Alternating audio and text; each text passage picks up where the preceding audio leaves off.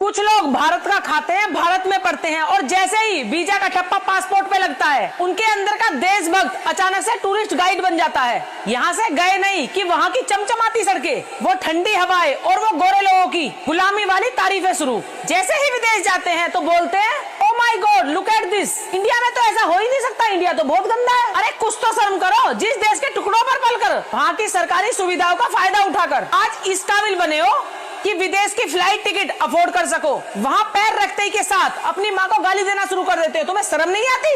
वहाँ की चमचमाती सड़कों का वीडियो बनाने वालों, कभी उन सड़कों के पीछे का सच भी दिखाओ ना। वहाँ के बड़े बड़े शहरों में टाउन के फुटपाथों पर कई हजार लोग ड्रग्स लेकर बेघर पड़े रहते हैं। और जरा ये भी दिखाओ वहाँ सूरज ढलने के बाद अकेले सड़क पर निकलने में कैसे रूह कांपती है। अरे तुम क्या हमें सफाई सिखाओगे? हम तो वो देश हैं भाई जो अपने घर के आगे झाड़ू बाद में लगाते हैं, सुबह उठकर सबसे पहले अपनी धरती माँ को प्रणाम करते हैं। और तुम वहाँ जाकर 10 USD का स्टारबक्स पीकर खुद को एलिट समझने लगते हो और ये भूल जाते हो कि तुम्हारे दादा परदादा इसी भारत की मिट्टी में पसीना बहाकर मैं इस लायक बना गए कि तुम आज दूसरे मुल्कों में जाकर वेटर की नौकरी को भी लग्जरी लाइफ बता रहे हो। चलो बहुत देख ली तुम्हारी रील, अब जरा रियल ज्ञान लो। मेरी बात जरा कान खोल के सुनो। जिस भारत को तुम गंदा और पीछे कह रहे हो वो आज कहाँ खड़ा है, चलिए मैं बताती हूँ। हमारे देश में सब्जी बेचने वाला भी UPI से पेमेंट लेता है। पूरी दुनिया का 45% से ज्यादा रियल टाइम डिजिटल ट्रांजैक्शन अकेले मेरा भारत करता है। हमारे चंद्रयान 3 ने चंद्रमा पर तिरंगा लहराकर इतिहास लिख दिया था। और सुनो, दुनिया का सबसे किफायती और सटीक स्पेस प्रोग्राम इसरो चलाता है, तुम्हारे आका नहीं। और जब पूरी दुनिया में कोरोना की महामारी आई थी तो इसी भारत ने दुनिया के 100 से ज्यादा देशों को भारत ने वैक्सीन पहुंचाकर उनकी जान बचाई थी। चलिए अब बात करते हैं अर्थव्यवस्था की। भारत दुनिया की सबसे तेजी से बढ़ती हुई मेजर इकोनॉमी है। बहुत जल्द हम टॉप 3 में होंगे और तुम वहीं बैठकर किसी कैफे में बर्तन धोते हुए इस भारत की तरक्की की रील देख रहे होंगे। जो देश 140 करोड़ की आबादी को समेटे हुए है, अपनी संस्कृति को बचाए हुए है, बुलेट ट्रेन से लेके 5G के सबसे बड़े नेटवर्क तक खुद के दम पर खड़ा किया है। अरे विदेश में रहकर पाउंड और डॉलर कमाने से कोई बड़ा नहीं बन जाता, बल्कि बड़े तो वो होते हैं कि दुनिया के किसी भी कोने में रहें, छाती ठोककर गर्व से कहते हैं कि हम भारतीय हैं। दोस्तों, अगर आप भी मेरी बात से सहमत हैं तो कमेंट में अपनी राय जरूर लिख के जाना और इस वीडियो को शेयर कर देना। जय हिंद, जय भारत। हम 1947 में आजाद हुए और चीन 1949 में, यानी कि हमसे 2 साल पीछे।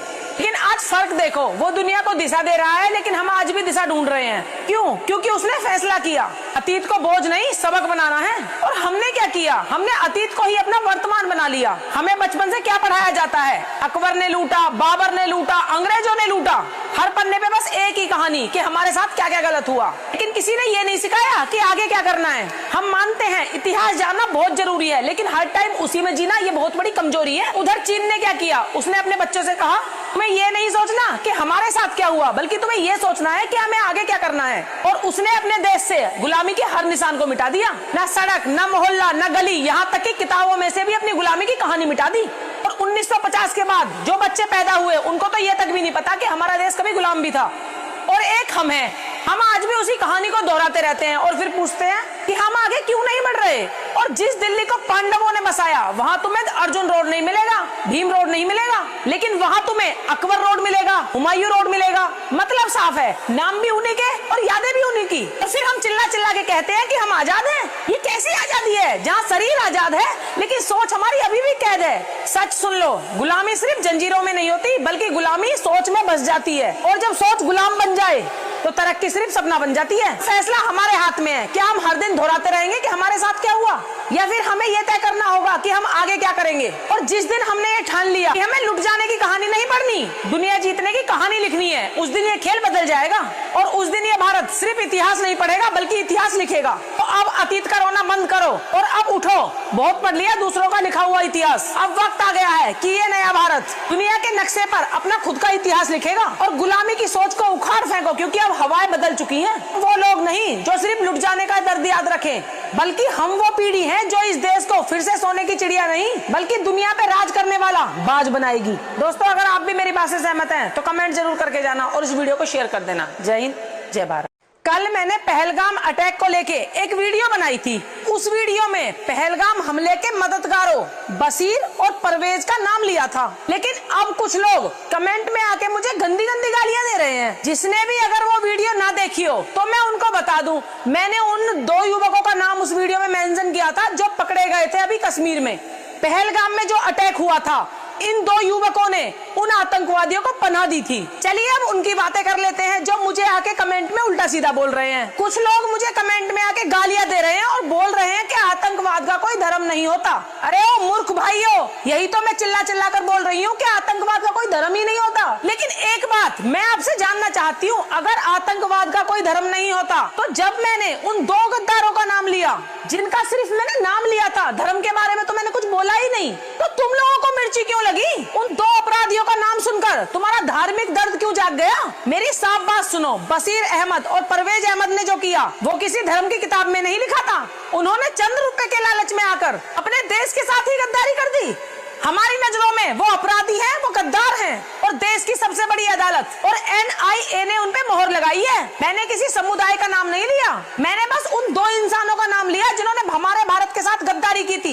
लेकिन कुछ मुस्लिम भाई उन गद्दारों के नाम के आगे अपने धर्म का ढाल लेके खड़े हो गए। अरे बल्कि शर्म तो तुम्हें आनी चाहिए कि तुम देश के दुश्मनों के, मददगारों के पक्ष में खड़े होकर एक क्रिएटर को गाली दे रहे हो। अरे मैंने सिर्फ उनके लिए बोला था जिन्होंने हमारे भारत के साथ गद्दारी की, गलत किया, पर मैंने तुम्हारे धर्म के लिए तो कुछ नहीं बोला था। जो सच्चे और देशभक्त मुसलमान है ना, वो आज NIA की इस कार्रवाई पर ताली बजा रहे हैं और खुश हो रहे हैं, क्योंकि वो बहुत अच्छे से जानते हैं कि ऐसे चंद आस्तीन के सांप पूरे समाज का नाम बदनाम करते हैं। लेकिन कुछ मुट्ठी भर लोग जो गद्दारों को डिफेंड करने आ जाते हैं, बल्कि सही मायने में तो तुम खुद साबित कर रहे हो कि तुम्हारी हमदर्दी इस देश के साथ नहीं बल्कि उन अपराधियों के साथ है। ये सोशल मीडिया पे बैठ के कमेंट में आके गालियां देना बंद करो।